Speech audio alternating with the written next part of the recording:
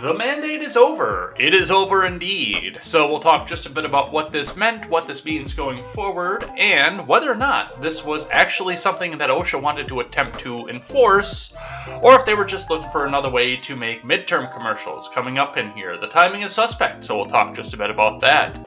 In other news, a bad day to be the Biden administration because Sinema doubled down on her pledge to keep the filibuster in place, to which point Biden has come out specifically and said, I don't think that the voting rights bill can pass. So we'll talk just a bit about what's going on there.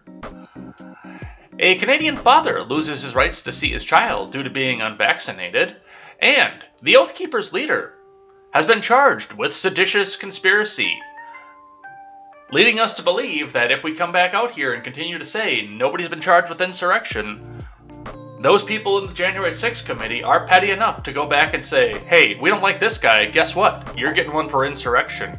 It is going to be all this and more. You're just mad you can't date me. I am Jay Edgar, and this is Contemporary.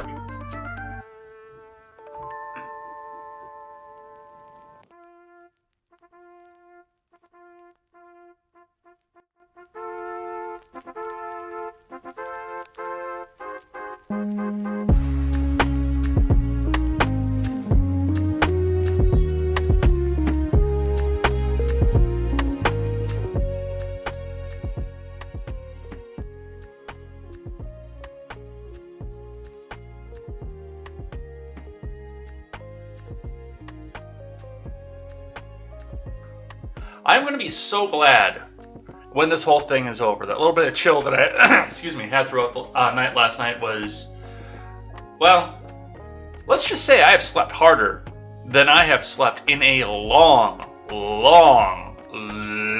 time. Man, did I sleep hard last night. But the body aches. The body aches are keeping doing it, and every once in a while I get just a little bit of an inkling of a fever still. So I'll be glad when this is over. I'll be glad when I can leave the house again. That's what I'm excited for at this point. I mean, a couple sneezes here and there, a little bit of sniffle, and some coughing here and there. Other than that, it's just been like the non-projecting stuff. But regardless, well, we're halfway there. 5 days down. We can do it. We can make it. And I might get off of here and just go right back to sleep here because it felt really good. As much as my body ached from as hard as I slept, it felt really good to actually get some sleep throughout the night there because the last few nights it's only been a couple hours here and there. And I think that with the sensitivity of the body aches in the muscles over my ribs, I prefer to have a hard bed. Like I prefer to sleep on a hard surface. My sleep number is like way up whenever I experiment with that. I don't have a sleep number bed, but my sleep number is way up. And my bed reflects that. But, you know, for just the one night, I slept over on the couch, which doesn't have the stiffness of my bed. And man, did that make a difference in how I slept. So anyway, those are details you guys don't know. We got news to get to here, and we got a lot of it to get to today here. Plus, we're also going to do the live chat for the week here. So everybody who's chatted in the live chat throughout the week here is going to get a special thank you, because all your names are written right here, and I can say thank you this person, thank you this person, thank you this person, and we'll go over some of the live chat that's going on here today as well. So, hey, if you get that message in and it's sufficiently bigoted, stupid, spicy, it'll raise the intellectual level of this program and, of course, get read on the air. So let's get down to it, shall we? But before we get started, head on over and check out turnsofpagesproductions.com. I'll admit I'm a little bit behind on my Turns of Pages watching here. I've seen that the RRC has come out and given a couple broadcasts here that I haven't seen, so I got to go back and watch some of that. Porch Boys I've stayed pretty well caught up with, and Daily Ignoramus for the week, which I don't usually get to because of my work schedule, I've also been fairly caught up with as well. So, excuse me. Go and check all of them out. They're all great friends to the channel. They're all great friends to Liberty.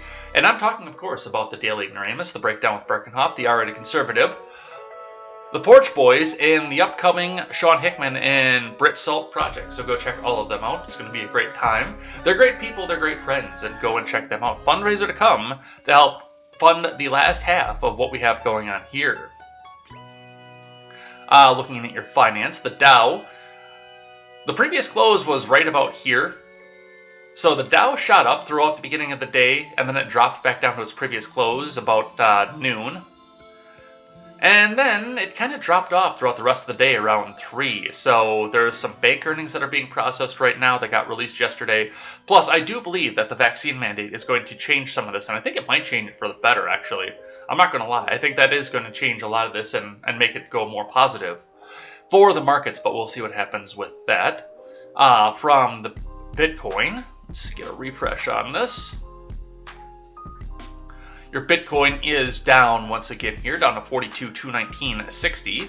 That is down 362 US dollars over 24 hours. That's 0.85% down. So we'll continue to watch that and see where that goes.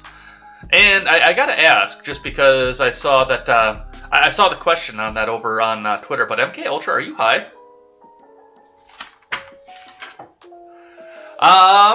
Looking at your industrials. Copper is on the rise, steel is on the fall, and aluminum is on the rise. But you wouldn't think that looking at the actual numbers for copper here, because there's a lot of red for copper. Bare bright wire is down. Number 1 tubing is down. Number 1 flashing copper is down. Number 2 tubing is down. Insulated wire is down, but THHN wire is up. Romex is down, brass is up, but brass shells are down on your steel plays. Conduit steel is up, and stainless steel is up, and everything else is on the downswing on aluminum siding, aluminum copper fin, and cans. Rims are all up, but radiators and sheet aluminum are all down. Electric motors are up, ballasts are down, lead is down, batteries are down. The catalytic converter market remains the same, with small foreign, large foreign, and large GM all up, and regular domestic and small GM both down. Compressors are up, alternators are up, carbide is up, hard drives are up, motherboards are up, power supplies are up, low-grade boards are up, and PC tower is up. And then we've got some of the big heavy stuff too. Number 1 HMS, number 2 HMS. So we'll see what happens with that and where that goes. Let's see what IBD has to say for the morning. From Investors Business Daily, Dow Jones Futures signal market sell-off to continue. JP Morgan, Wells Fargo earnings top from Ed Carson. I would have never thought that JP Morgan Chase was really that much of a top. I thought he was more of a bottom. Dow Jones Futures fell early Friday, along with S&P 500 futures and NASDAQ futures, even with JP Morgan, Wells Fargo, and Citigroup earnings topping views. The stock market rally had a rough Thursday as highly valued growth stocks such as Tesla, Roblox, and ServiceNow led the retreat. The NASDAQ tumbled to its worst close since October, while the S&P 500 slid below key support. Taiwan Semiconductor broke out Thursday on strong earnings and guidance. TSM stock gapped up 5.3% to 139.19. Clearing an 11-month cup with handle base with a 135.60 buy point according to MarketSmith analysis, but shares closed at session lows. Chip equipment maker Applied Materials, Lam Research, and ASML, and that's not ASMR, rallied on TSM's strong capital spending plan, but the erased gains are reversed lower. Growth stocks struggled overall, especially highly valued unprofitable names, or those with triple-digit earnings ratios, including Tesla, Roblox, and ServiceNow, and Datadog, along with many ARK-style stocks. Tesla fell 6.75% on Thursday, back below its 50-day line. Roblox stock tumbled 10%, back below its 200-day line. Now stock plunged 9.1% to its lowest level since June. Datadog stock skidded 7.65% to its worst close since late August. Boeing, Caterpillar, and Honeywell tried to keep the Dow Jones positive. BA stock and Honeywell reclaimed their 200-day lines and broke out trend lines intraday, briefly flashing aggressive entries before pulling back. Caterpillar popped after pausing for a few days following a gap above the 200-day line. On the earnings, Dow component, JP Morgan Chase, Wells Fargo, and Citigroup reported better than expected fourth quarter earnings early Friday, kicking off bank earnings as financials have stood tall in the new year. JP Morgan fell 4% before the open. Shares are below a traditional flat base buy point. Wells Fargo slightly extended, rose 2%. Citigroup still trying to recover, lost almost 3%. That's a lot of stuff moving right now. in just a couple short paragraphs here. And with that, Tesla and Nvidia stock are on the IBD leaderboard. AMAT stock is on Swing Trader. ASMR stock, no, that's ASML stock, of course, and ServiceNow are on the IBD long-term leaders. Tesla and AMAT are on the IBD 50. On your futures, Dow futures slipped 0.6% versus fair value, with the JP Morgan acting as a drag. S&P 500 futures declined 0.7%, and NASDAQ 100 futures fell 1%.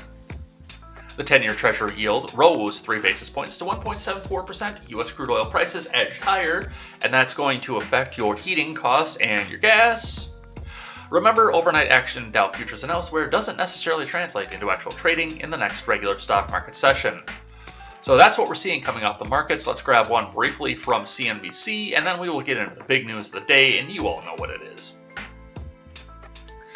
Dow futures fall 200 points as investors digest bank earnings, economic data. From Pippa Stevens. U.S. stock futures retreated during early morning trading on Friday as investors sorted through earnings from the major banks. Futures contracts tied to the Dow Jones Industrial Average slipped 205 points, S&P 500 futures shed 0.7%, and NASDAQ 100 futures were down 0.9%. Several individual stock moves were driven by a busy day of earnings season. JP Morgan Chase, the number one U.S. bank by assets, showed profit and revenue that topped estimates, but shares fell 4% in the pre-market. The company's earnings were helped by a large credit reserve release, and its stock had outperformed in the weeks leading up to the report. Shares of Wells Fargo rose 2% after the bank's revenue topped expectations. Charles Scharf, the CEO, said in a release that the loan demand picked up in the second half of the year. Citigroup's stock fell 3% after the bank showed 26% decline in profits. Money management behemoth BlackRock posted earnings that beat on the bottom line, but missed slightly on top-line revenue. Shares edged lower pre-market, continuing a downward drift in 2022 that has seen BlackRock stock down more than 5%. Casino stocks led early gainers on the S&P 500. Las Vegas Sands surged 9.4% in pre-market, while Wynn Resorts gained 8% and MGM Resorts International advanced 3.5%. The jump came after Macau's government announced it would allow just 6 casino licenses in the gambling hub. The companies rising Friday are among those that are already operating there. I had a cup of Bang over here. What the fuck happened to it? I don't know. Maybe I'm dying because I can't remember stuff. I think it's behind the monitor over here. I guess the next time we watch a video, I'll have to get up and go grab it. But that's what we're seeing coming up off the markets right now. And of course, the vaccine mandate news, I think I don't know if it's going to affect or did affect yesterday's late day trading, but I guarantee it's going to affect today's trading. Let's get into the big news of the day, starting with the Daily Wire. We said do not comply. We won, from Jeremy Boring. Today is a day of celebration. We said do not comply. You did not comply. In fact, over 1 million of you signed our petition saying as much. And today we kicked the government's ass. Today, the Supreme Court has decided by a huge majority of 6-3 to stay the Biden admin's unconstitutional private employer vaccine mandate. It's a tremendous day for the American people and for the founding idea that this is a limited government of enumerated powers which exists to protect, not erode, the God-given freedoms of the people. More, the courts will prevail even if the Sixth Circuit rules in favor of the Brandon administration at some future date. This spells all but certain doom for OSHA's unimaginable overreach into the private health decisions of some 85 million Americans whose only crime is having a job at a company with more than 100 employees.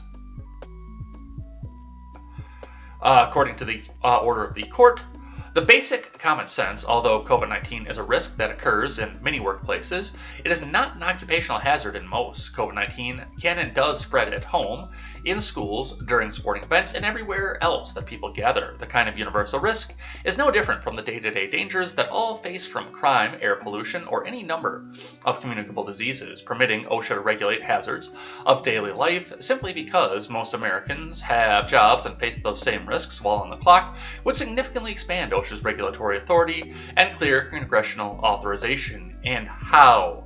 there's a lot of stuff to look at here as we go along with this and talk about this. And Boring is absolutely right when he talks about the fact that there are so many other external factors to going to work than just what you might catch as a disease while you're there. Now, you should always, of course, protect yourself from disease while you're at work. Social distance. If you see your coworker coughing, go tell your manager to send his ass home. Let him have off for a couple days or a couple weeks, depending on what it is. Yeah, I know it's going to blow for productivity, but still. You've got that. The person's sick. Not everyone else is sick, so get that dude out of there, get him home. But, I mean, look at the other things that you have to face. Going down. Driving through Madison to go to work. Because I used to do that all the time. I used to do it every day. People drive like fucking morons in Madison.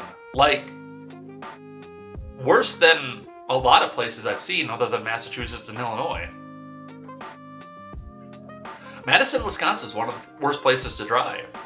OSHA doesn't make a regulation on how people drive in Madison, which could protect me to going to and from work. It would be a workplace occupational safety hazard. Or consider the fact that, at the job that I worked in Madison, there were delivery drivers there that had to drive through that same traffic. They might have got hit somewhere because of the stupid way people drive in that city. Hey, that's an occupational safety hazard. OSHA doesn't come down on that. That's a direct occupational safety hazard.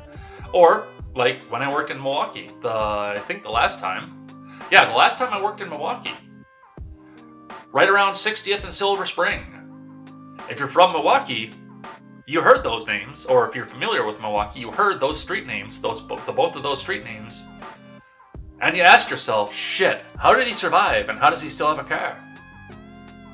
I know it was a long time ago, obviously, but yeah, you look around Silver Spring and 60th, and yeah, just going to and from work right there.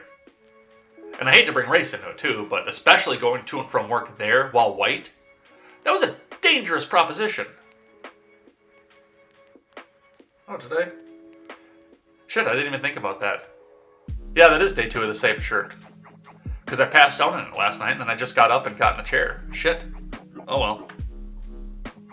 I'm sick, leave me alone.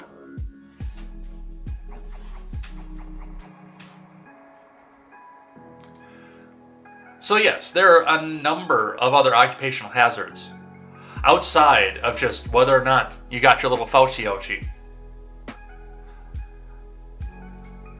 And it looks like, and I mean, we'll look into the details of the decision too, but it looks like Boring said, even if the 6th Circuit comes up and says, no, this is legal and you must, the Supreme Court's decision, and this goes above and beyond that, so we'll see what happens there. All right, from CNBC. The Supreme Court blocks Biden COVID vaccine mandate for businesses, allows healthcare workers rule. From Kevin Breininger and Spencer Kimball.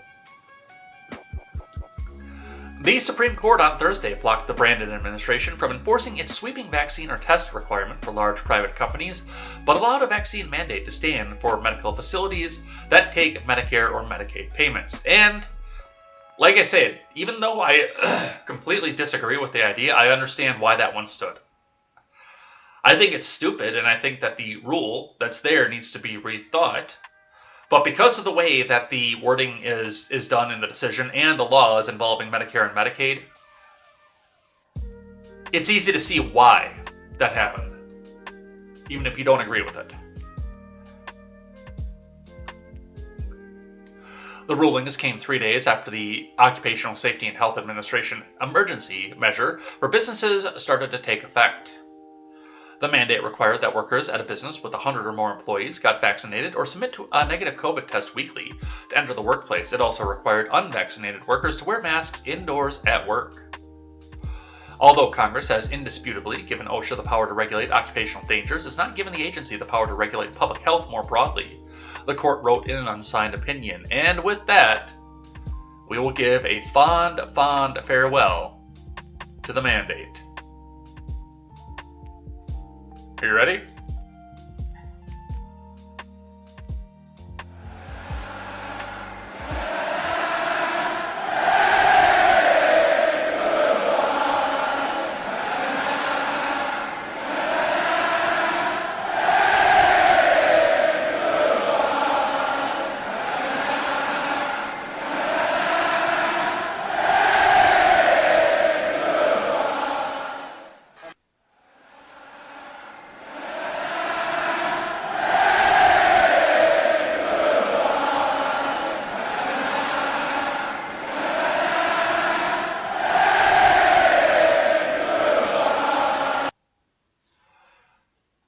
Goodbye, mandate.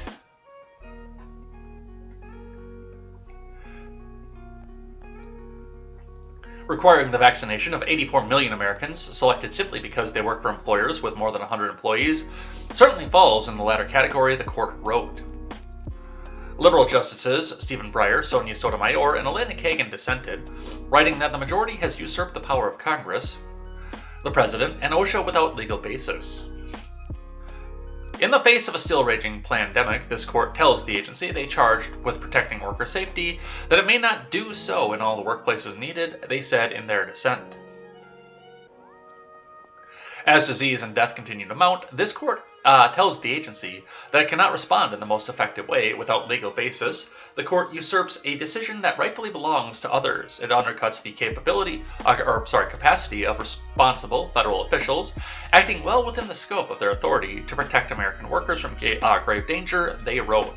Now, there are a couple problems with this, and a couple of things that you need to keep in mind with this as we go. Now, number one, taking the mandate down, stopping the mandate, does not stop you from going out and getting the vaccine if you want it. If you haven't got it yet and you still want this thing,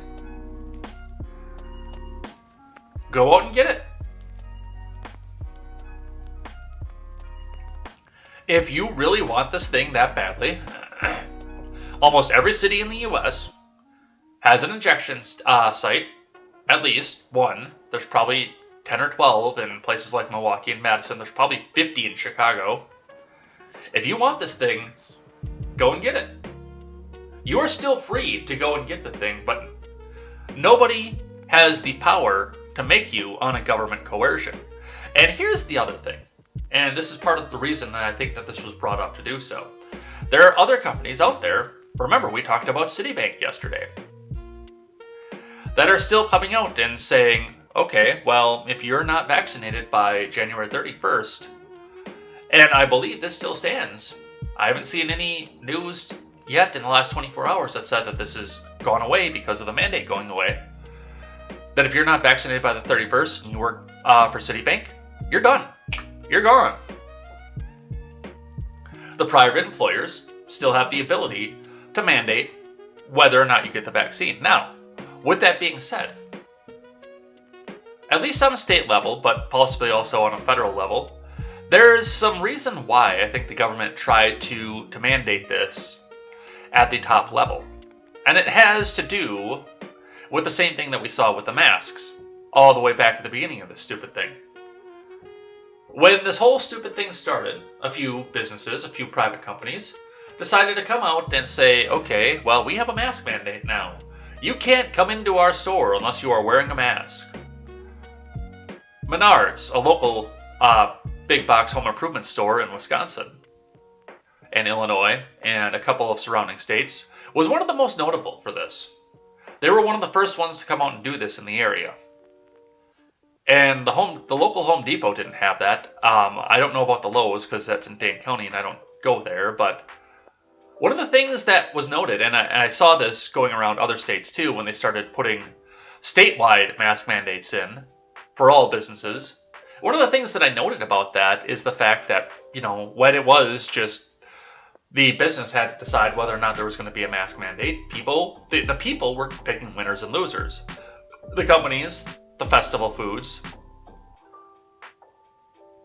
the diamond store, because at the time I was still engaged and I bought a nice necklace for my ex-fiance at the time. But the diamond store, the Menards, the Target. The Target was one of the last ones to get on board with it, honestly. It's part of the reasons I shop. Part of the reason I shop there more often than anywhere else. People were avoiding going to businesses that had the mask mandates in place. The people were picking the winners and losers, not the government. And then the government looked in and looked at the numbers and they said, people are picking winners and losers? Fuck you. That's our job. We decide who's a winner and a loser in this business. The people don't decide that. And I think the vaccine mandate was the same thing.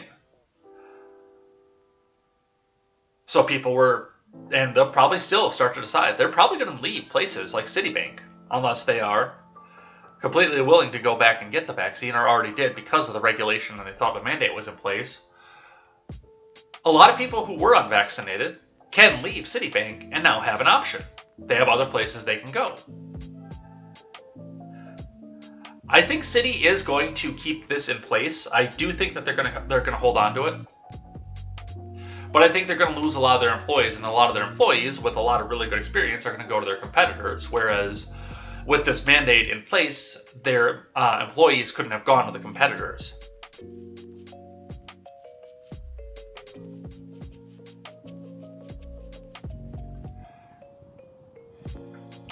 So, a lot of stuff moving with that, a lot of stuff going. Now, the healthcare one is still in place.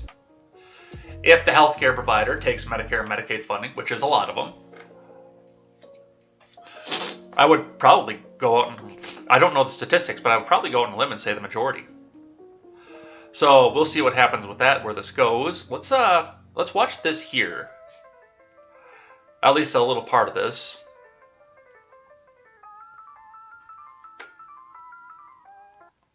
The Supreme Court blocked the White House from forcing large private companies to either mandate vaccines or require employees get tested weekly and wear masks. The rules would have impacted more than 80 million workers.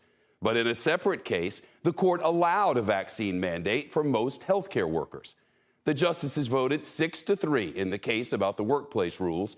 All 3 liberal justices dissented.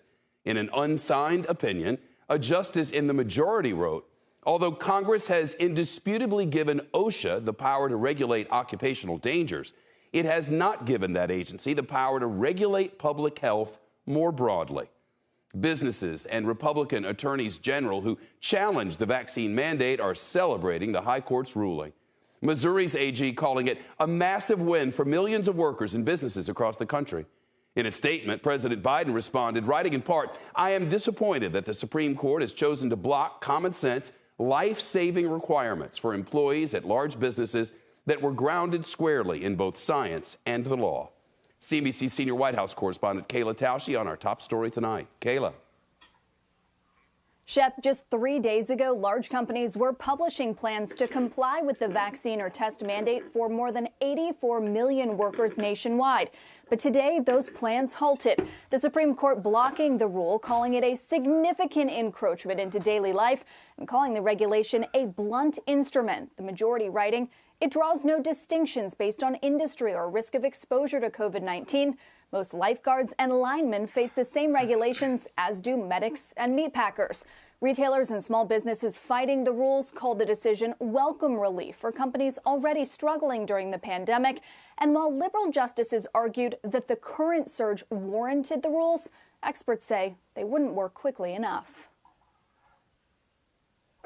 And I mean, there are a couple things to look at with what they said too, especially with, some of the people out there. We are in a downswung economy where there are people out there who are going up and taking up retail jobs because they're paying more than they have in years.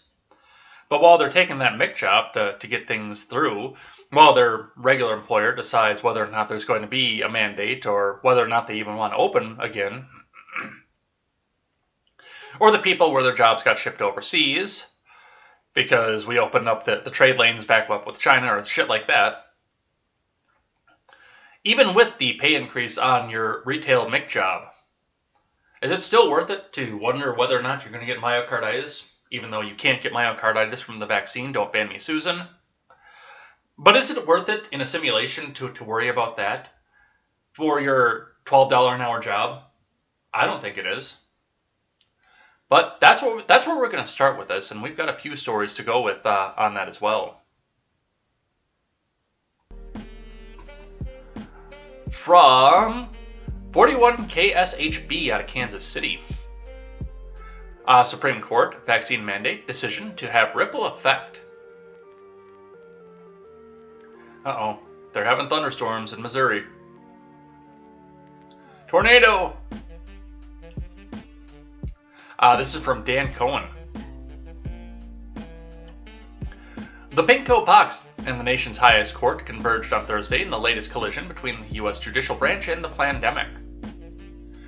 The Supreme Court blocked a federal vaccine mandate for private employers. It drew a swift response from U.S. Labor Secretary Marty Walsh, who responded to SCOTUS's decision.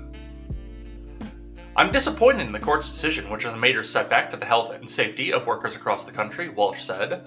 OSHA stands by the vaccination and testing emergency temporary standard as the best way to protect the nation's workforce from a deadly virus that's infecting more than 750,000 Americans each day and has taken the lives of nearly 1 million Americans. Citation needed, please. And like we've talked about this a little bit before, and I think that number is going to start to fucking drop.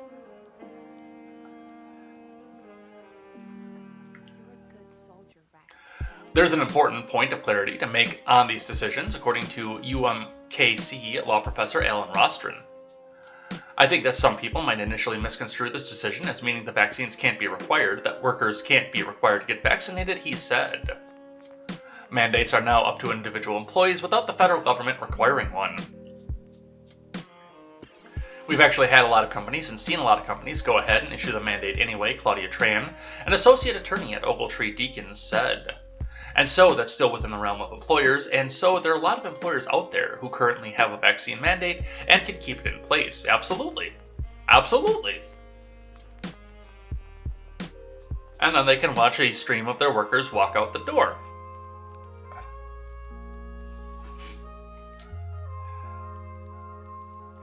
In its ruling, the Supreme Court took a specific perspective on the pandemic. They really said that they don't see COVID as being an occupational danger. Rostron said it's just a danger that applies whether you're at work, school, or, just out in a restaurant or whatever. It's the societal danger. It's sort of ever-present throughout the world. Federal employees and contractors are still subject to an individual agency mandates. Yeah, I think that one's going to get shot down too.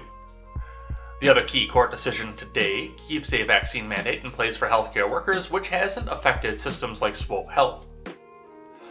We lost 3 employees out of the 550 that Swope Health has, and so very negligible. Swope Health President and CEO Jerron Raven said, I think it's less than 1%. We have a vaccine rate right now of over 98%. Advent Health rolled back their own vaccine mandate before Thursday's decision. In a statement provided to KSHB 41 News, Advent Health said, based on the scientific evidence and what we see in our hospitals every day, vaccines are safe and effective at reducing both the risk of becoming infected and the level of harm in the case of a breakthrough infection. As part of our commitment to protecting health and well-being of our team members, patients, and communities, we strongly encourage all of our team members to receive the COVID vaccine. Currently, 96% of our team members are in compliance with the CMS vaccine mandate. We intend to be in compliance with the legal requirements and continue to monitor developments impacting its enforcement.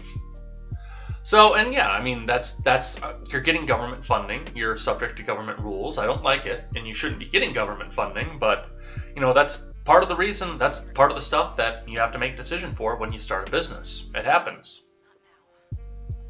And for the most part, it is guaranteed money.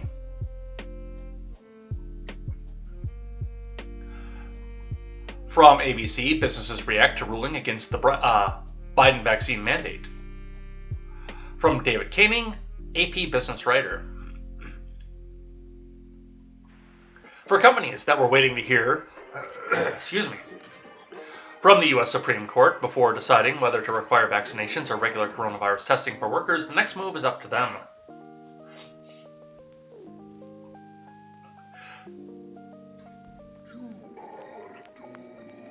Many large companies were silent on Thursday. Wow, really? I was fine all week, and now today I'm going to start getting some congestion off of this. Many large companies were silent on Thursday's ruling that the High Court to block a requirement that workers at businesses with at least 100 employees be fully vaccinated or else test regularly for the bingo pox and wear the mask on the job. Target's response was typical. The big retailer said it wanted to review the decision and how it will impact our team and business. The Brandon administration argues that nothing in federal law prevents private businesses from imposing their own vaccine requirements. However, companies could run into state bans on vaccine mandates in Republican-controlled states, and relatively few businesses enacted their own rules ahead of the Occupational Safety and Health Administration requirement, raising doubts that they'll be in a rush for them now. In legal terms, the Supreme Court's conservative majority said the OSHA lacked the authority to impose such a mandate on big companies. The court, however, let stand a vaccination requirement for most healthcare workers. The National Retail Federation, the nation's largest retail trade organization and one of the groups that challenged the OSHA action, called the court's decision a significant victory for employers. It complained that OSHA acted without first allowing public comment, although administration officials met with many businesses and labor groups before issuing the rule. Yeah, probably the ones that were going to be friendly to them and say, yes, please put the boot on our neck a little bit harder, OSHA daddy. Please.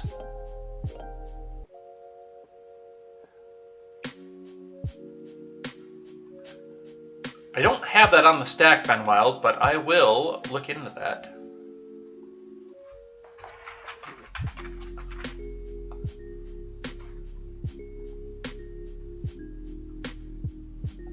We'll put that on for Monday. We definitely will. I just notated that for you. But no, I don't have it on the stack for today. But we'll actually absolutely put that up on Monday.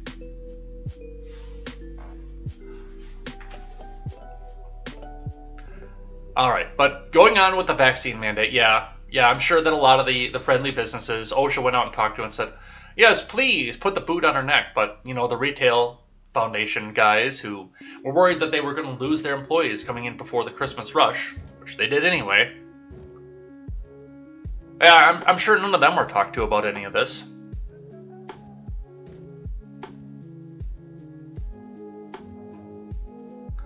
But that's what we see off of that. From the Blaze.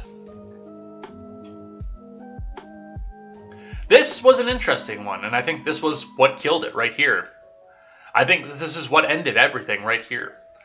White House Chief of Staff's tweet cited by Supreme Court ruling to slap down Brandon vaccine mandate. From Carlos Garcia. A retweet from the White House Chief of Staff was cited in the Supreme Court ruling on Thursday against President Biden's vaccine mandate. Many on the left were angry and critical of the 6-3 ruling from the Supreme Court against the COVID-19 vaccine mandate on businesses ordered by Biden on September. The order would have been implemented by the Occupational Safety and Health Administration and would have affected more than 80 million Americans. OSHA has never before imposed such a mandate, nor has Congress indeed. Although Congress has enacted significant legislation addressing the pandemic, it has declined to enact any measures similar to what OSHA had promulgated here, read the majority ruling. Buried in the ruling was a citation of a retweet from the official account of Ron Klain. The White House Chief of Staff, Klain, had retweeted a missive from MSNBC anchor Stephanie Ruhle that described the mandate as a workaround for federal mandate, and that, I'm sure, is what killed it. Right then and there. Now, even had he not retweeted this, I do believe that this still probably would have taken some sort of effect in what we saw for this. But Stephanie Ruhle retweeted back out, or tweeted out on September 9th of 2021, OSHA doing this vax mandate as an emergency workplace safety rule is the ultimate workaround for the federal government to require vaccinations.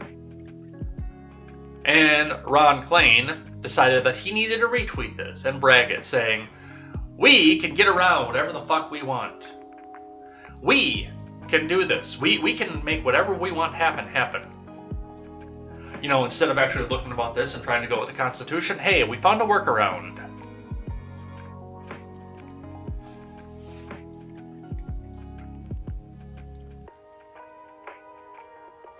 It seems, too, the agency pursued the regulatory initiative only as a legislative workaround, he opined. Some on the right looked to social media to mock Klain and the retweet that ended up helping doom Biden's mandate.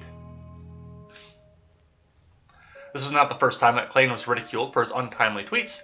In December, he was mocked for tweeting that President Biden would use federal power to defeat the pandemic. Months later, Biden conceded the answer would come from the states and local governments.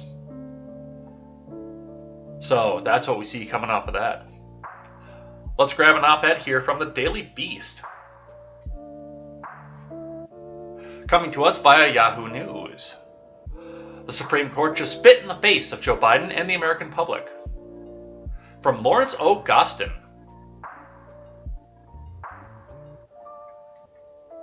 When the Supreme Court blocked OSHA's vaccine or test mandate on Thursday, while upholding the Centers for Medicare and Medicaid Services vaccine requirement for all health workers, you might think this was a split decision with the justices just calling balls and strikes. You'd be dead wrong. This was a hyper-partisan decision that will eviscerate President Biden's COVID-19 strategy. He has no strategy. He said that 3 weeks ago. There is no federal solution. This is a state-level thing. We'll give money to the states to help them do this.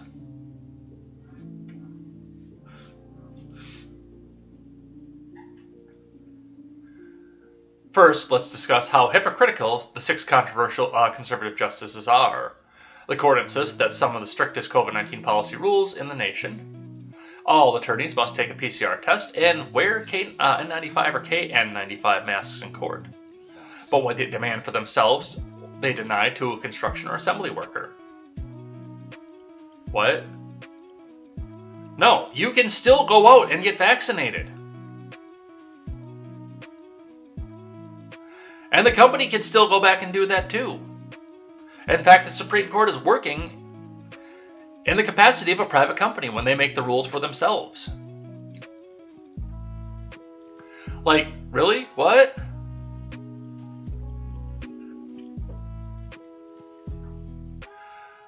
The court's decision will directly result in thousands of preventable deaths.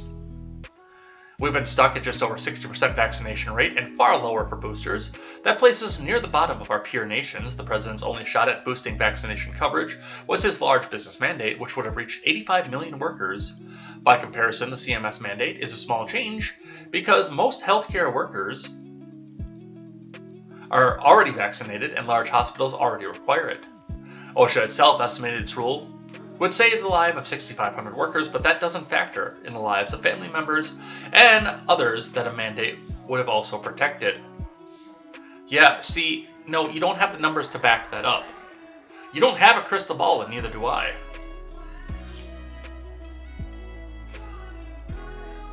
And you don't get to come out and tell the world what it is that they have to do.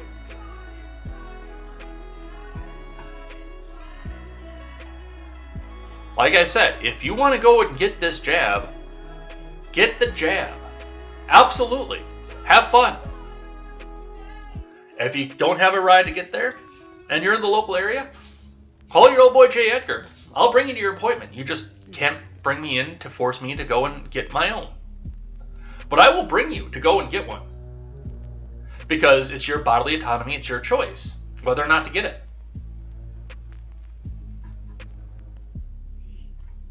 And as I've said right from the beginning, on something like this, follow the money. Always follow the money. The money is going to be your biggest indicator as to how stuff works and where this goes. And Pfizer, BioNTech, Moderna, Johnson & Johnson all got fucking rich off of this thing. And it, the Clone War has. From the Daily Wire, Biden urges businesses to institute vaccination requirement after Supreme Court blow. From Ryan Saavedra. Democrat President Joe Biden released a statement on Thursday afternoon urging private employers to implement their own vaccine requirements after the Supreme Court blocked his vaccine or test mandate on businesses with over 100 employees. I'm disappointed that the Supreme Court has chosen to block common sense, life-saving requirements for employees at large businesses that were grounded squarely in both science and the law, Biden said. This emergency standard allowed employers to require vaccinations or to permit workers to refuse to be vaccinated, so long as they were tested once a week and wore a mask at work. A very modest burden. Come on. As a result of the court's decision, it's now up to the states and individual employers to determine whether to make their workplaces as safe as possible for employees and whether their businesses will be safe from consumers during this pandemic by requiring employees to take the simple and effective step of getting vaccinated. Man, come on. The court has ruled that my administration cannot use the authority granted to it by Congress. Well, that authority wasn't in there to require this measure. But that does not stop me from using my voice as president to advocate for employers to do the right thing and protect Americans' health and economy. Okay, that's cool. You can use your voice. I guarantee you that Evers is going to come back out and he's going to try to take back over on emergency powers, and the Supreme Court's going to shoot him down. He's going to try to do this because he's just a puppet for whatever the National DNC tells him to do, even though he's been neutered essentially completely at this point.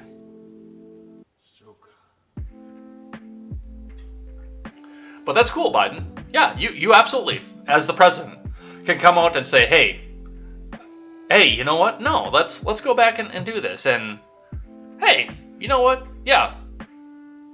Hey, go back and just do this still, even though the court said there's no mandate and I can't force you to do it. Go and do this anyway. And then either the states or the individual employers can look back at you and either say, yes, President Biden, I think that's a good idea. And I think that we're going to do that, or no, President Biden, you can turn around and become fornicated with an iron rod.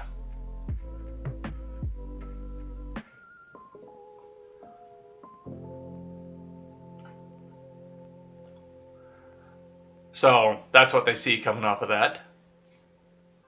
And with that, we're going to shift gears off of the vaccine mandate, and we're going to go on to the other setback for the Brandon administration. From the New York Times, a former newspaper. Sinema says she will not support changing the filibuster. Senator Sinema's comments came after the House approved a set of voting rights measures on a party line vote of 220 to 203. From Carl Halsey. President Biden's drive to push new voting rights protections through Congress hit a major obstacle on Thursday when Kyrsten Sinema, a Democrat of Arizona, declared that she would not support undermining the Senate filibuster to enact new laws under any circumstances. Preempting a presidential visit to the Capitol to meet privately with Democrats, Ms. Sinema took to the floor to say that while she backed two new voting rights measures and was alarmed about new voting restrictions in some states, she believed that the unilateral Democratic move to weaken the filibuster would only foster growing political division.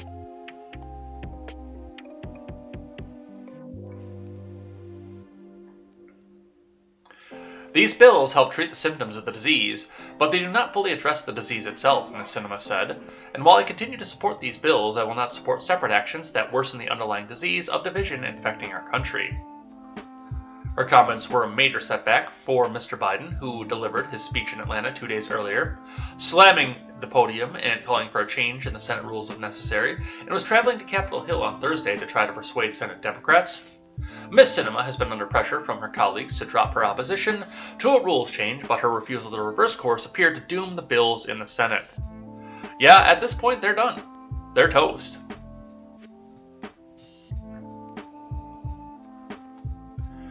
So that's what they see coming off of that. And moving on with that, going with a little bit more of this, liberal pundits melt down after Sinema doubles down on filibuster support, resign or be removed from office. And we actually have her some of her speech here. We'll do just a little bit of it. Not all of it, but a little bit of it. I rise at a challenging, divisive time for our nation. For years, America's politics have spiraled steadily downward into increasingly bitter tribal partisanship, and our democracy has been strained.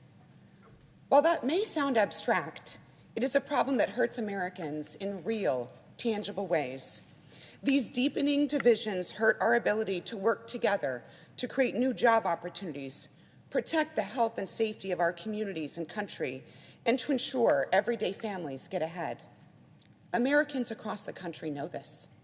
They see it every day, not only on social media and cable news, but at their jobs and around their dinner tables. We are divided. It is more likely today that we look at other Americans who have different views and see the other, or even see them as enemies, instead of as fellow countrymen and women who share our core values. It's more common today to demonize someone who thinks differently than us, rather than to seek to understand their views. Our politics reflect and exacerbate these divisions, making it more and more difficult to find lasting, broadly supported solutions to safeguard our freedoms, keep our country safe, and expand opportunity for all our citizens. So 2 questions face us as a nation. Where does this descending spiral of division lead? And how can we stop it? Our country's divisions have now fueled efforts in several states that will make it more difficult for Americans to vote and undermine faith that all Americans should have in our elections and our democracy. These state laws have no place in a nation whose government is formed by free, fair, and open elections. We must also acknowledge a painful fact. The state laws we seek to address are symptoms of a larger, more deeply rooted problem facing our democracy. The divisions themselves, which have hardened in recent years and have combined. All right, that's enough of that. She has brought up some very good points off of this, though. At the top of the speech, she talked about the fact that, yeah, I mean, when people come back out and talk about all this, when we go on Twitter, sometimes when we go into the workplace, sometimes between families. Thankfully, not my family, but there are families out there where people don't talk to other members of their family because it's just so much easier to demonize everybody than it is to come back to find where you have common ground. Oh, you don't agree with me entirely? No, go away, get out of my life. You're a bad person if you don't agree with me entirely. That's part of the problem that we're seeing here. And that's part of the reason the filibuster is there. And I love the fact that, of course, you go over onto Twitter and people talk about this and they say, oh, well, I've read the Constitution, which they haven't, by the way. They're just parroting back what MSNBC told them to parrot back. I've read the Constitution. There's no mention of the filibuster in the Constitution. You're correct. There isn't. I have read the Constitution. There is no mention of a filibuster in the Constitution. You are correct on that. But that was a rule change, and it wasn't a Jim Crow rule change either, by the way, as much as they try to come back and tell you that. It was a situation that was put out there to make sure that if a will was to be imposed on the country, that 3/5 of the country, the representation of 3/5 of the country, the 3/5 of the state, I should say, the representation of 3/5 of the state were on board with this. Not just New York, Los Angeles, and a handful of other blue states coming together and cramming this down the throats of everybody else in the country. It was put there to make sure that everybody was represented.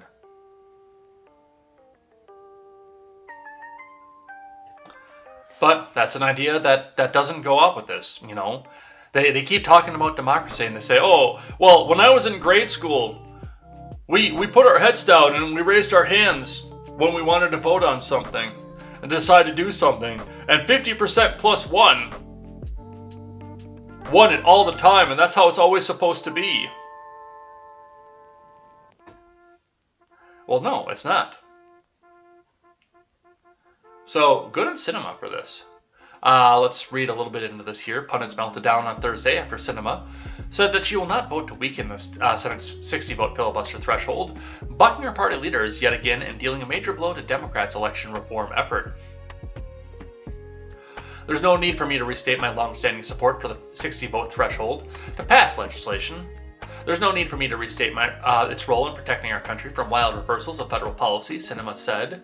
This week's hairy discussion about Senate rules are but a poor substitute for what I believe could have been and should have been a thoughtful public debate at any time over the past year.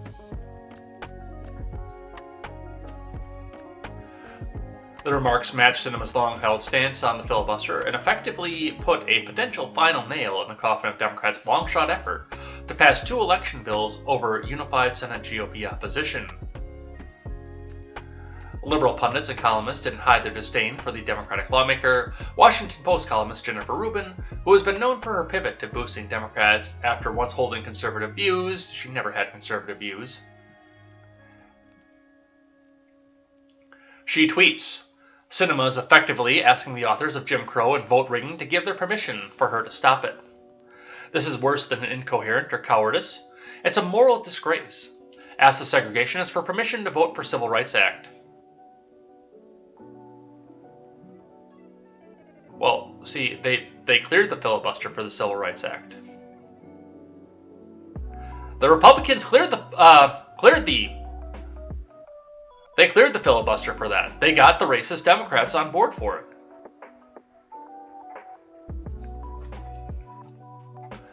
Keith Olbermann got in on the action. Keith Olbermann says, "I say this as her former friend and the person who first gave her national television exposure on MSNBC. Senator Sinema needs to resign or be removed from office immediately. Rather than decreasing division in this country, her action guarantees it." While Olbermann no longer works for MSDNC, current host from Liberal Network also chimed in, Lawrence O'Donnell. Sinema delivers the Senate's stupidest speech by a Democrat in an edge of tears voice to give childish words a melodramatic effect. Yeah. Give us our way, or we'll say mean things about you. You remember when the Democrats used to be anti-bullying everywhere? I remember. Let's grab one from our friends over at NPR. Biden says he doesn't know voting rights legislation can pass. From Kelsey Snell. And remember, NPR needs your money, so hit that donate button and get some money over there to them, because it's not your money, comrade, it's our money. And NPR needs it to spread the communist ideals and tell everybody that the only right thing to do is to make sure that voting rights passes on a federal level so they can honk every election from here to eternity. And they need our money, comrade, to do that. NPR. National Progressive Radio. Let's see what they have to say.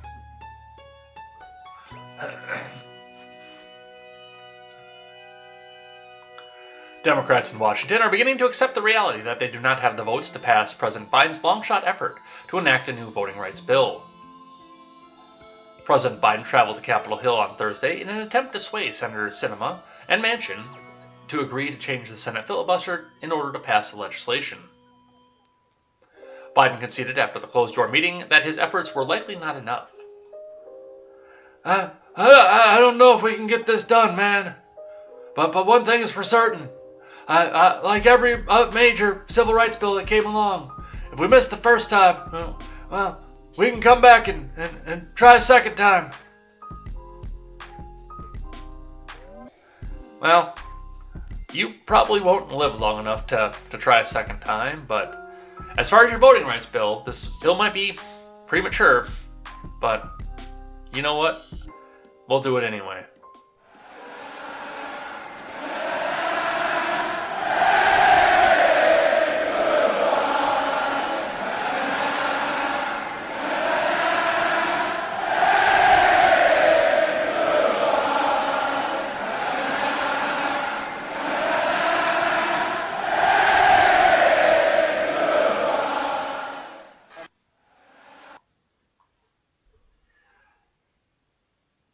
And if you really want to get this done so badly, go take it to state level. Like it's supposed to be done. Like it's always supposed to have been done.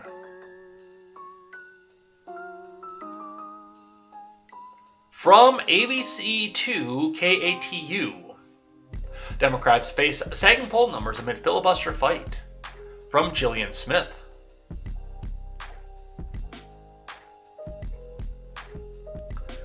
President Joe Biden's agenda has hit multiple speed bumps over the past year. Now Democrats are arguing over the filibuster, causing tensions to rise as his party tries to get another big piece of legislation passed.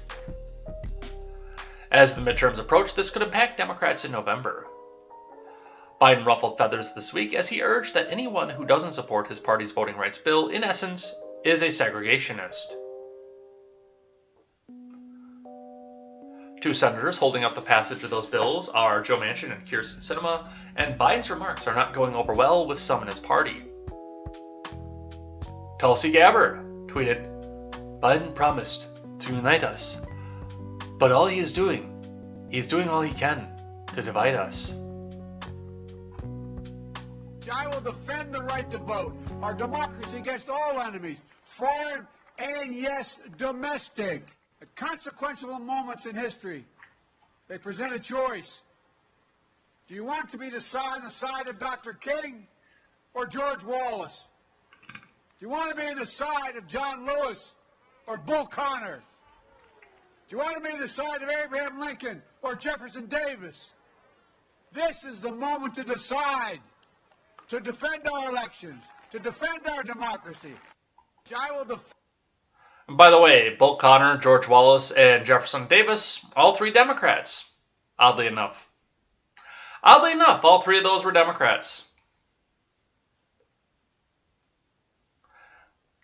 Read her full tweet here. "Hillary's calling tens of millions of Americans deplorables was divisive and disgusting. But Biden has gone further, calling those who disagree with his actions and policies domestic enemies, traitors, and racists. Biden promised to unite us, but he's doing all he can to divide us."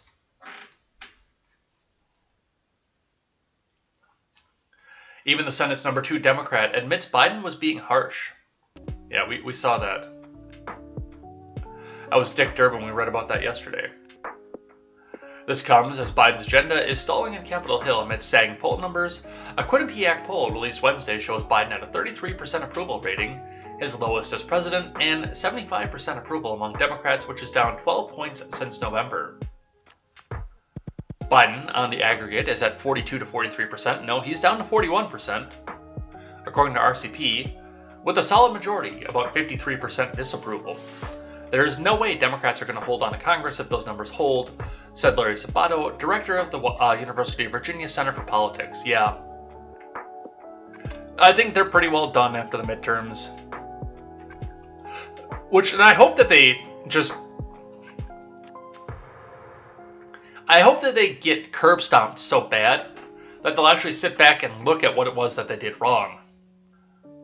Like, I don't want to see a supermajority in both houses, to the extent of I want there to be some debate in Congress, but on the other side of this, if they get curb stomped so bad that there are like 4 Democrats in the House,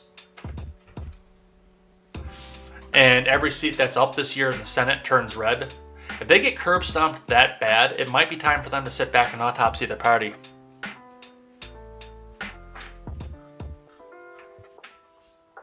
But we'll see what happens with that. There is no try. Let's grab one from Mark Hamill. Decided to make his tweets understood and known. "Imagine a country where whoever gets the most votes wins. No electoral college. Gore beat W by 500,000 votes. No Iraq war." Yeah, you might want to go back and double check who all voted for the Iraq war. "Hillary beat Trump by 3 million votes. No big lie. Major loss of faith in our elections and democracy itself is in jeopardy." Hashtag "a guy can dream, can't he?" Thank you, Mark Hamill.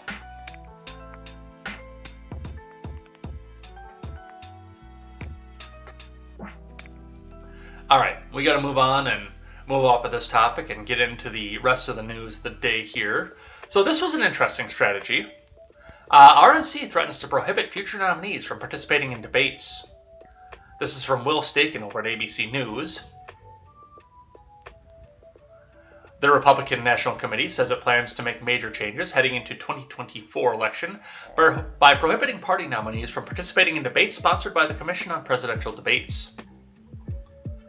In a letter sent on Thursday, obtained by ABC News, the GOP informed the Debate Commission that they plan to make changes to its party rules during its upcoming winter meeting that would prohibit future Republican nominees from participating in CPD-sponsored debates.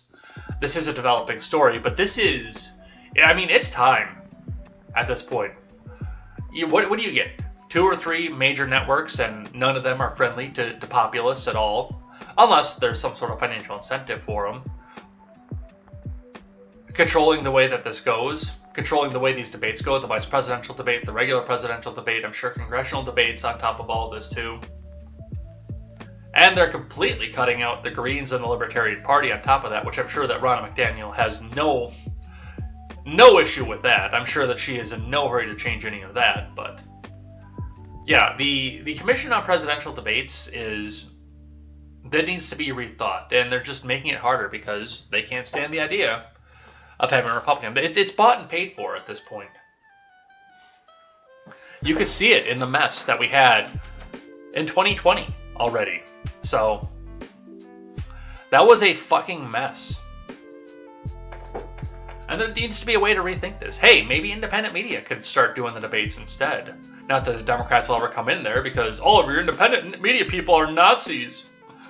We need to have MSNBC host all these debates because they're friendly to us. Independent people might ask hard questions.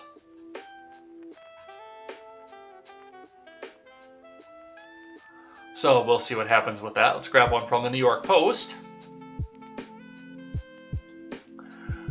Man claims his penis shrank 1.5 inches. COVID dick is real, says docs. From Asia Grace. Talk about getting the short end of the stick. As if contracting the pinko pox wasn't bad enough, a dismayed man now claims he's lost a whopping 1.5 inches from the length of his penis. As a lingering result of the vile virus, my penis has shrunk, lamented the griping guy in a letter to How to Do It podcast this week. I'm a heterosexual man in my 30s, he said anonymously, only referring to himself as coming up short. In July of last year, I contracted COVID and was very sick. When I got out of the hospital, I had some erectile dysfunction issues, he added. The purportedly once well-endowed man went on to explain that prior to his diagnosis, he boasted an above-average-sized tool. But much to his chagrin, his formerly impressive privates have since lost their luster. Yeah, I don't think it was that, and I mean, you could always just go back with the classic excuse of, I was in the pool!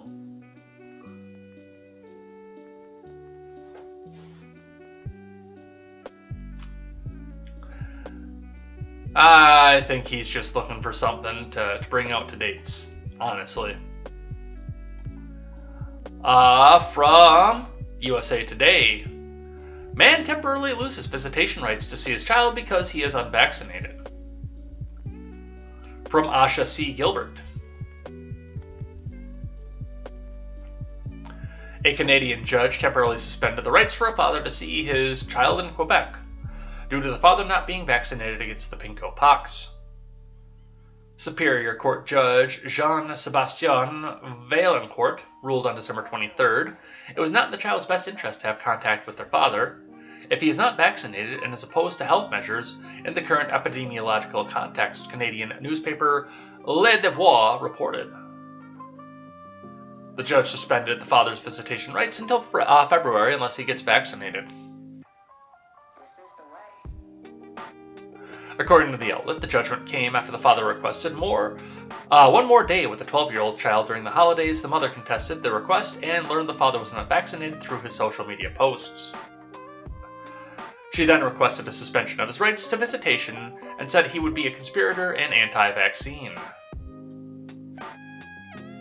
The French-language news outlet Le Devoir reported the child had received 2 doses of the vaccine, but the mother lives with her partner and 2 children until the age of 5 who weren't able to get vaccinated. According to CTV News, Canada recorded more COVID cases in the first 40 days of the Omicron variant wave than the first year of the pandemic. Dude, seriously?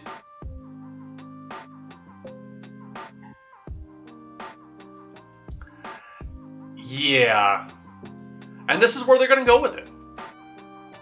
Scarily enough. They're going to come back out there and they're going to go after your kids. They're going to go after they're trying to go after your job in this country. They probably still do in Canada, but they're going to try to go after your kids. They're going to try to go after your job. They're going to try to go after your school and anything else you can do in public until you come back down and comply and do what it is that they tell you to do.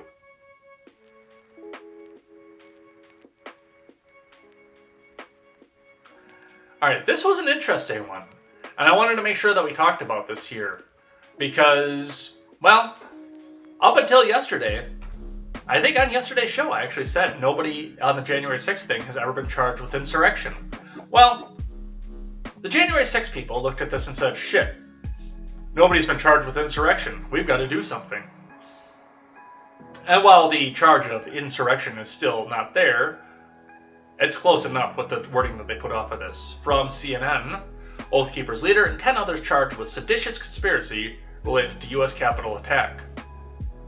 From Hannah Rabinowitz, Caitlin Polance, and Tierney Sneed, and Holmes Lybrand. Well, the FBI came out and said there was no insurrection. Nobody's ever been charged with insurrection. Oh yeah? You want to keep saying that? Fuck you! We'll charge somebody with insurrection. Don't think that we won't.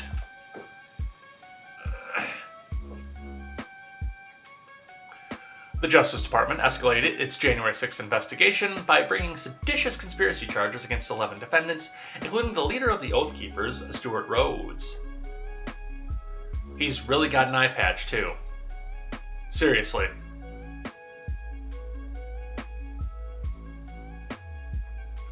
The latest accusations, with a charge that had not been previously brought in, the department's U.S. Capitol attack persecutions remove any sense that persecutors believe the riot emerged from just a group of overzealous protesters, with new details about the planning and logistics alleged to have predated the Capitol breach. I don't want to go too far into this, because this is still going to be developing off of this, and of course this is just a charge. This is just an indictment. There's no conviction off of this yet, in spite of the fact that a lot of people on social media already seem to think that this is the conviction and they're going to prison for this. But I wanted to pay attention especially to this paragraph right here, the one I just read. The latest accusations, with a charge that had not been previously brought in the department's U.S. Capitol attack persecutions, remove any sense that the prosecutors believe the riot emerged from just an overzealous group of protesters. This sounds to me, and this looks to me too, like they looked at this and they heard people like me, people like Shapiro, people like independent content, people like Tim Pool come on and say, oh yeah, no, nobody's been charged with insurrection, even though they keep trying to say it's an insurrection, because now, there it is. There's your first insurrection charge.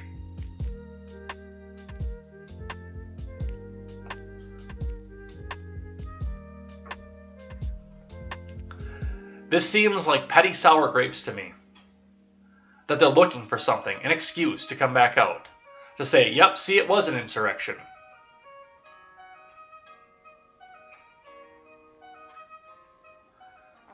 From the Daily Wire.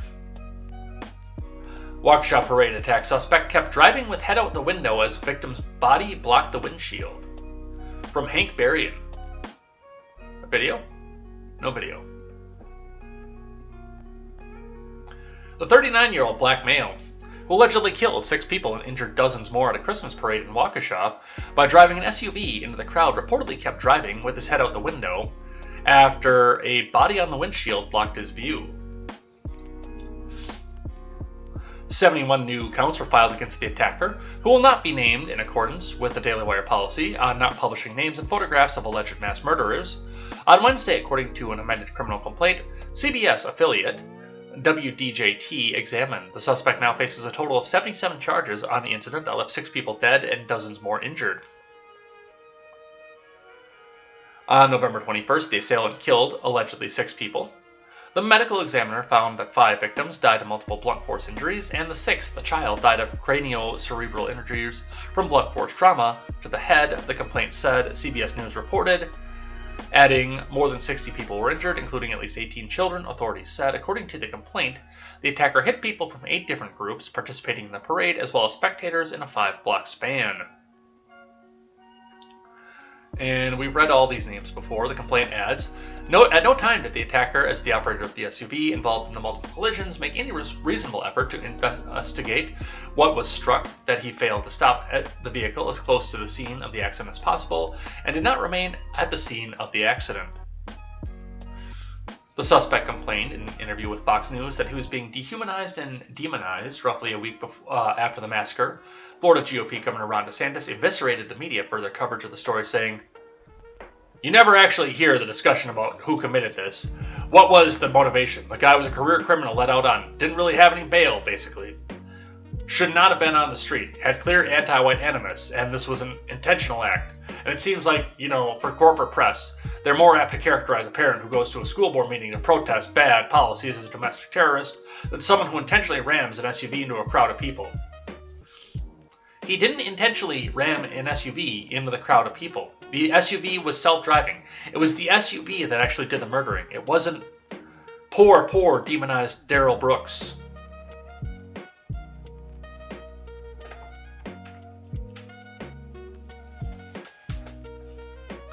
That's what the media told me anyway, right?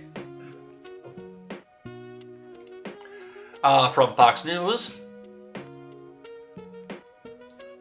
Waukesha Christmas tragedy. Darrell Brooks beat up ex moments before driving through the parade, documents said.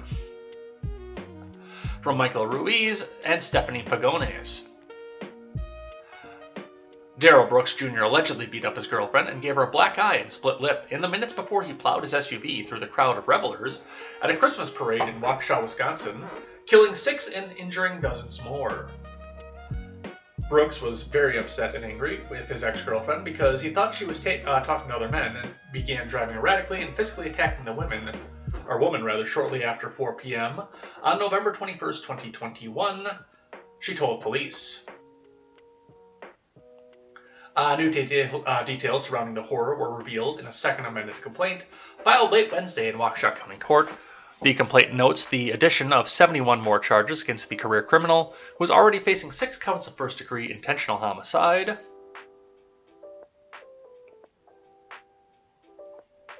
Brooks gave his ex another black eye the day before, she said, and he was out on bail after allegedly punching her in the face and running her over with his red Ford Escape on November 2nd.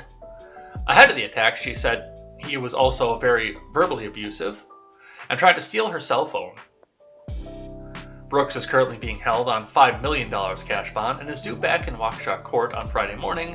The new charges against him include first-degree recklessly endangering safety, with the use of dangerous weapon, hit and run resulting in death, felony bail jumping, and misdemeanor domestic abuse. Very, very charming guy. Charming gentleman. That stupid SUV that had to go back and do this. That stupid red Ford Escape that had to do this tragedy.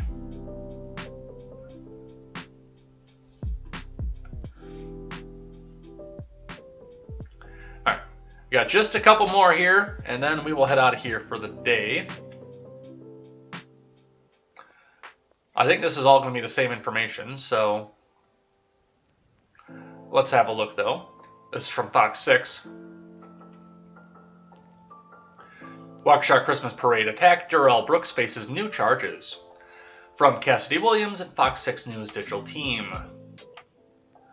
An amended criminal complaint filed on Wednesday, January 12th, charges Waukesha Christmas Parade attack suspect Darrell Brooks with dozens more criminal counts associated with the November 21st incident. Those 77 charges now include first-degree intentional homicide, 6 counts. First-degree recklessly endangering safety, 61 counts.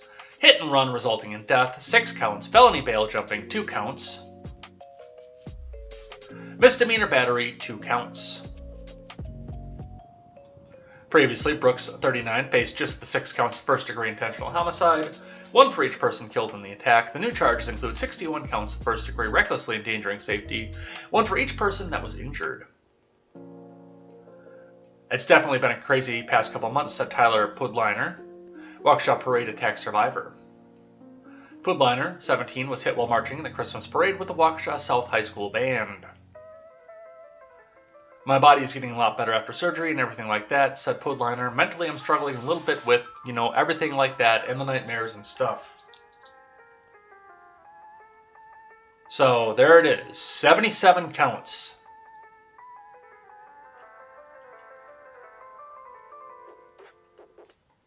I don't think we'll be seeing that guy for a little while.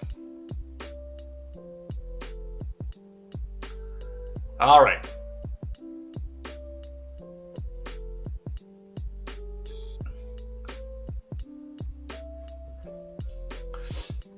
From the New York Post. Teen sentenced for sex attacks that sparked political firestorm in Loudoun County. From Lee Brown. The skirt-wearing Virginia schoolboy who sexually assaulted 2 classmates, sparking violent protests at school board meetings, has been sent to a residential treatment facility. The 15-year-old boy, who's not being named because of his age on Wednesday, was also placed on the sex offender registry for the rest of his life after the shocking attacks in 2 separate Loudoun County schools last year. Judge Pamela Brooks said that she never before made such an order in a juvenile case, but she knew she needed to after reviewing the results of his psychosexual and psychological evaluations. "Yours scared me," she said of the evaluations, without elaborating on what they found. "I don't know how else to put it. They scared me for yourself, they scared me for your family, they scared me for society," the judge admitted. The boy, who was just 14 at the time of the first attack, was wearing an ankle monitor during the second, was also put on probation until he's 18. He wept and hung his head over the table after being sentenced. The judge said her decision to send the boy to a residential treatment facility rather than juvenile jail was made only after the very brave and generous call from the victims and their families to get him help.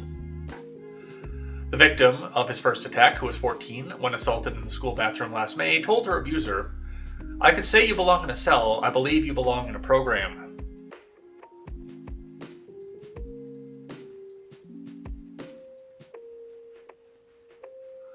The case sparked a political firestorm when Scott Smith, the father of the first victim, was wrestled to the floor and arrested at a fiery school board meeting in the Progressive County. Despite his legitimate anguish at his daughter's ordeal at the hands of the scary boy, who was still free, Smith's arrest was then used as an example of unruly parents who were likened to domestic terrorists. It also led to numerous calls for top officials to quit or be fired, amid claims of a cover-up. The Smiths had described the boy as gender fluid. That was never raised during his trial, though the court was told that he was wearing a skirt at the time of the first attack in a bathroom stall in Stonebridge High School.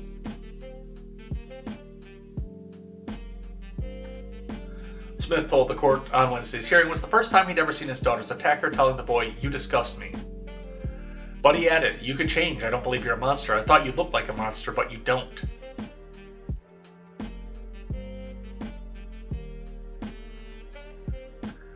The other victim, who was also 15, spoke of the trauma she'd suffered since the attack last October.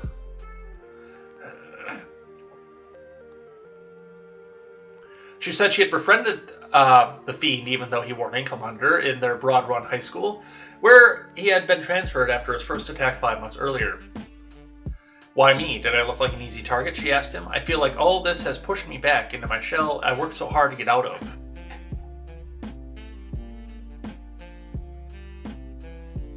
So, yeah, I guess we'll see if he gets better off the program, or if we find out somewhere 3 years later that he got back out and he violently raped somebody else.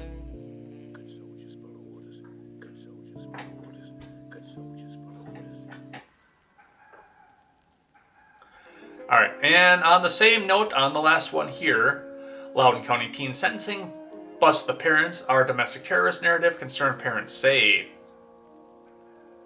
From Tyler O'Neill. When a judge sentenced the Loudoun County teenager charged with sexual assault at 2 separate high schools earlier this week, the action vindicated concerned parents, countering the narrative that parents were speaking up at school boards are akin to domestic terrorists. These parents say. The National School Boards Association made the comparison in a letter shortly before the Department of Justice issued a memo on the issue, and the document indicates that Secretary of Education Miguel Cardona solicited the letter, though a spokesperson denied it. The letter cited Scott Smith, whose daughter was sexually assaulted in the girls' restroom in May. Smith got arrested and was ultimately convicted of disorderly conduct for acting in anger after the superintendent, Scott Ziegler, insisted at a June school board meeting that a predator, transgender student, or person simply does not exist. Ziegler has since apologized for his comment.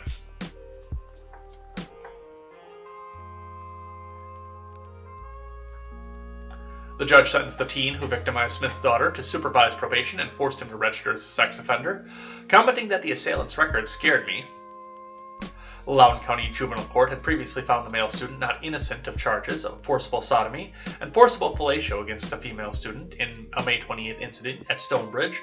The same student pleaded no contest in a separate case to 2 charges of abduction and sexual battery involving an incident at Broad Run High School on October 6th.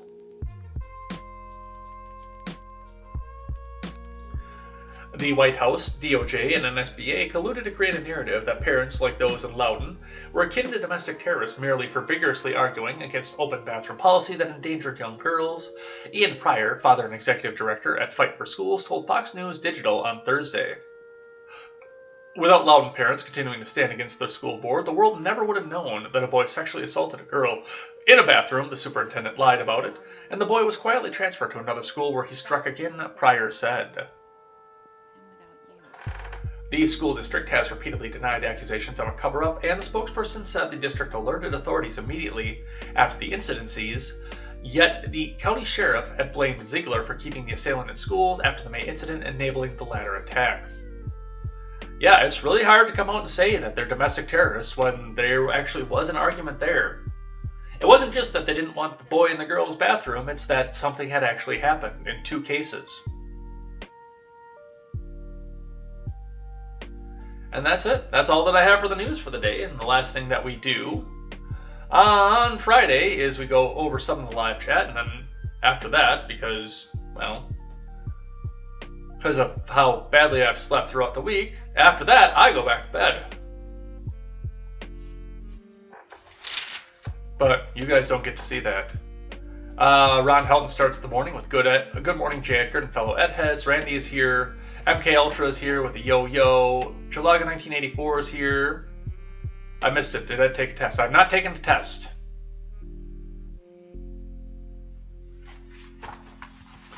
Looking in at the past week.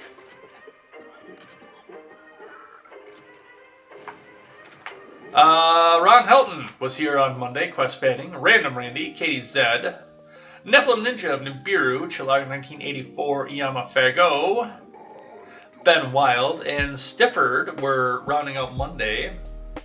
Tuesday, we had quest fanning, Beam Me Up Mr. Scott, Ron Helton, Arvolt, KTZed, MK Ultra, Marie Maybe Go Lay, and McConnell Smalls Coat plus Chilaga. On Wednesday gave us quest fanning, KTZed, Ron Helton, Decent Hombre. Why doesn't he read the chat? Why can't he look over here so I can derail the conversation and try to get him to say something racist or homophobic? That Decent Hombre. Random Randy. Arvolt. Chilaga 1984. Marie Maybe Go Lay. Beat Me Up Mr. Scott. And Carbs. Yesterday we had a busy day on the chat. Yesterday we had Random Randy, KTZed, Nasty Natty, that was a new name I'd never seen before. She didn't follow. Chilaga 1984, quest fanning, Nephilim Ninja of Nibiru. Anad Maki was one of the spammers, unfortunately. Mad Cow Mark was here for a message. Marie Maybe Go Lay, Arvolt, Ron Helton, and Set of a Cantus Bear rounded out our Thursday. What else did we have going on today?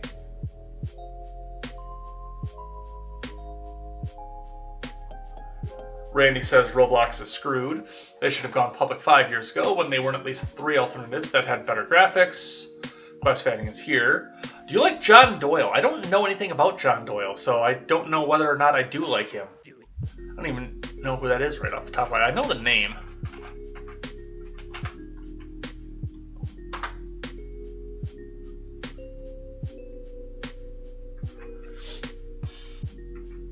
Commentary and interviews on news culture from your favorite conservative pal. I'm guessing it's the one. Not the Irish musician. I've seen this guy before. I've seen videos from this dude before. He's okay. Bigger community than I like to be in, though. I like to be in those small communities.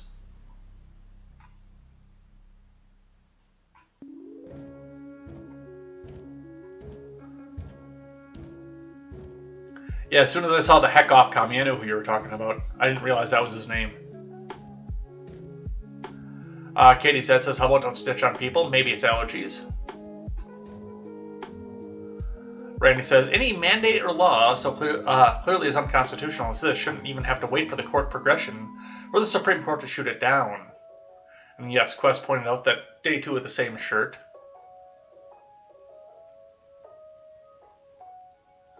Randy says, did you hear about the smart guns that they make the claim that the technology will help prevent suicides by only allowing the authorized user to fire the weapon? Oh, Jesus. MK says, Dr. Pepper days are my favorite. Might get a Dr. Pepper on my instant card order later on.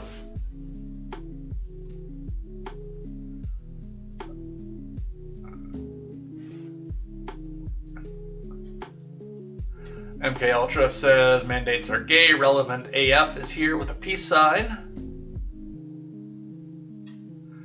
KTZed had to go to a meeting. But Randy in charge while she's gone. Ben Wild is here. Don't be in charge, Sparkle Farts, unless it's pure chaos that you seek. It's always pure chaos that I seek. MK says, Rachel Maddie looks like shit. Ron Helton says, science, like Dr. Fakey Science.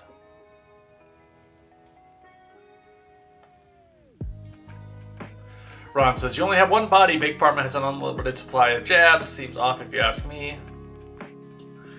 Ron says, Big Pharma guys repeatedly put out bad drugs. They cannot be held liable. Already have the coup. Jabs don't stop. Ben Wild says, we'll be talking about Marilyn Mosby. I have that queued up for Monday. Thank you for that. I wouldn't have heard about that.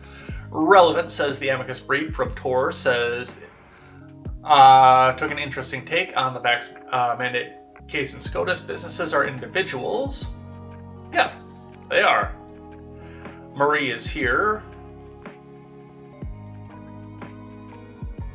Ron says, I think I can see what will be happening next. Some unhinged will sue the companies they work for. When they get infected with zero proof, it's because others are not jabbed.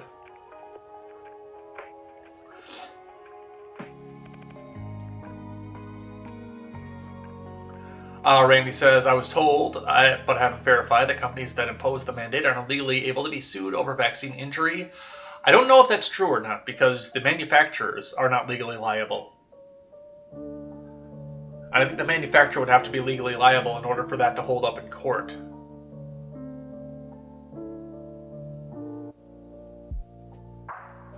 Randy says, funny enough, hospitals have a point where viral infection is considered community-based. Basically, at first, if you work around 6 people and you catch it, it's on the hospital. There's a threshold where it gets deemed a community spread, and then even if the timeline all but proves you got it at work, they're off scot-free.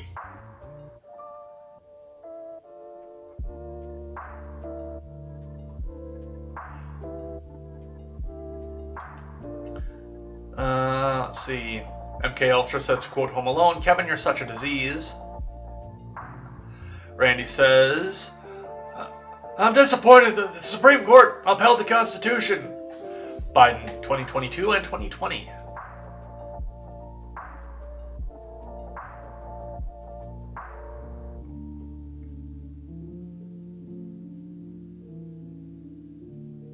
MK says, her name is Cinema. What the fuck is all this stage? Randy says, those leftists are too dumb to understand that she's less of a rabid leftist due to her voter base being made up of too many Republicans for her to get reelected if she did go with this. No, she's not less of a rabid leftist. She's just a shrewd political strategist.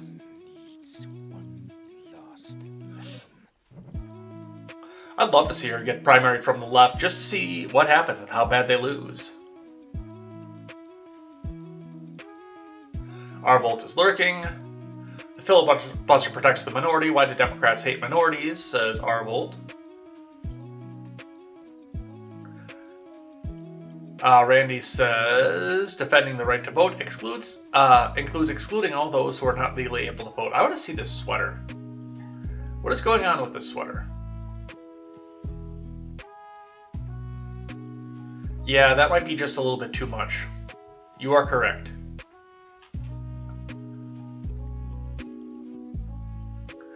Ben says, you ever stop and wonder if Joey Poopy Pants accidentally puts a used diaper on his face, mistaking it for a mask?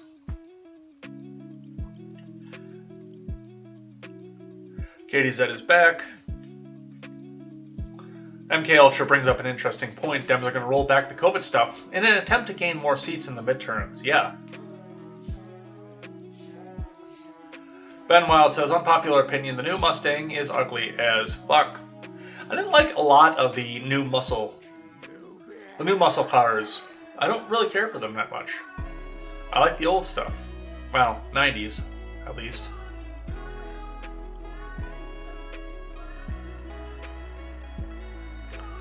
Banning says, this is good news about the debates before the current very establishment supporting commission. The debates were better.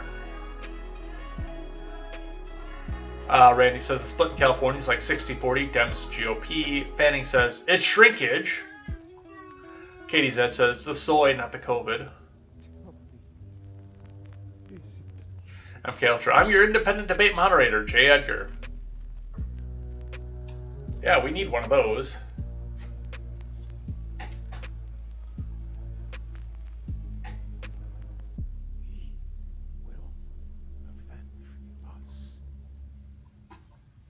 You gotta be careful around Anne Frank stuff.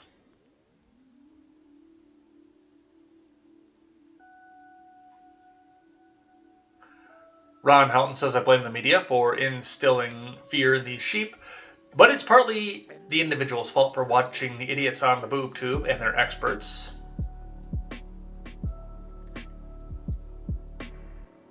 Ben Wild says, seditious conspiracy, like when somehow the Kardashians keep getting renewed for over a decade. Neff says, unfortunately this guy couldn't see the depth of the field he was in.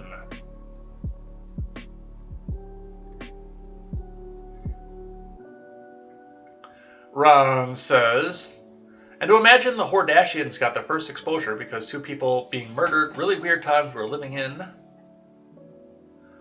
KTZed says, that's a crazy sentence. A body blocked his view.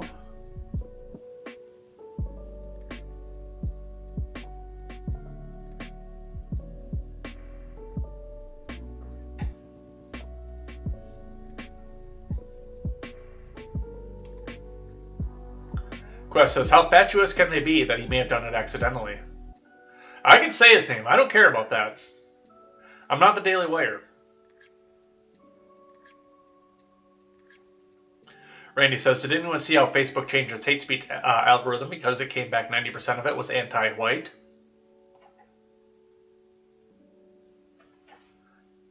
MK says, Kamal will bail him out. 5 million ain't shit. Arvolt says, what a time to be alive, the absolute state of humanity. When I said things couldn't get worse, that wasn't a challenge.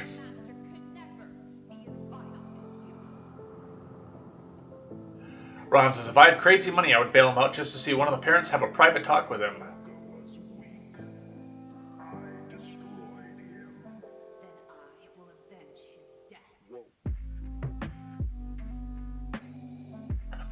Benny says, imagine what would happen if we'd have shown up in dresses when we were boys. Somebody in my middle school did that once, and they sent him home and they made him change.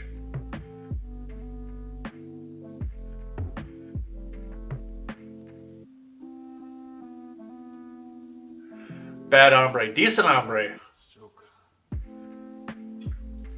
KTZed says, bad hombre isn't bad, just a leftist. Yeah, Porch Boys have shown some of Doyle's videos. Yeah, that's a bigger community than I really want to be in. Like, he's not a bad dude. Like I said, I've watched his stuff before, but...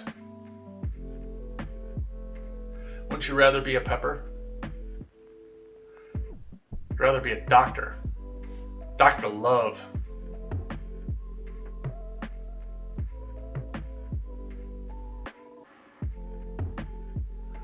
Xena is here. Says, I'll be in charge next time. I don't have a phone to take phone calls.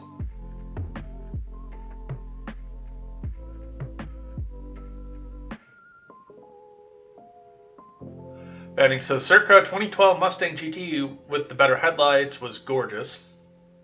I really like the 95, the one that came right after the Fox body and still had a 302. I really like that one.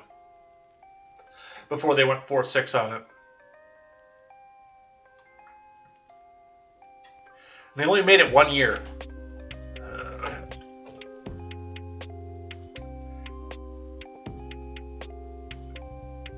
Arvold says, funny how a reference to Anne Frank is being used against us, but 4 years of calling us little Nazis wasn't.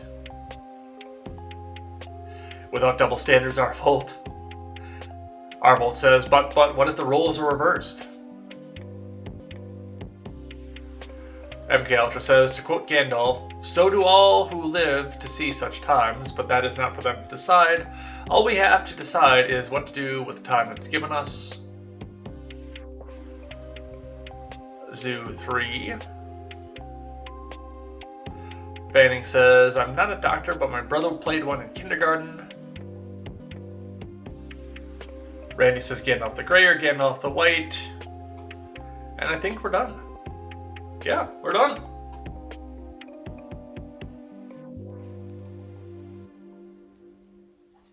Well, that's it for the week. We're done. And I still can't go back to work. So, I guess we'll see what happens with that and where that goes over the weekend. I know I'm probably going to go back and get some sleep at this point here because I finally found a way that I can get a good night's sleep. So, that's what we're going to see off of that. We'll be back here on Monday for sure for more Contemporary and KTZed Redemption at 5:30, so come back and join us for that. That's going to be a great time. Come back and enjoy, hang out with us, and, well, come back and see if you get your live chats read on the night show, or see what the Ferengi rules of acquisition are on Monday, and we will see you then. I'm going to go and see if I can finish recovering from this God-forsaken week, and we will see you next time over here on Contemporary, and until then, I'm Jay Edgar, and this is Contemporary. Take care.